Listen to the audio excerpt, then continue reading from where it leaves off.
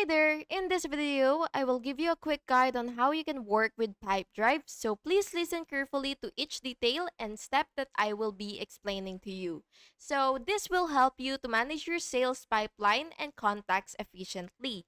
First, of course, you will have to log into your Pipedrive account, and once you've logged in, you will explore the dashboard, which you can see right here once you've logged in, and then you will go to the deal section, and then you will click contacts, and then you will add a new deal or contact by clicking the plus icon add, and then you will use pipelines to track deal stages, and then you will customize the fields, the filters, and the views to fit your workflow. And then you will also use insights and reports to monitor your performance. And by the way, if your screen looks different, check under the sales pipeline, and then you will see deal management and then contacts. And that's basically it.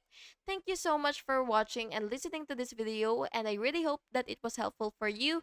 And if it was, please make sure to like and subscribe for more videos like this. Thank you and have a good day.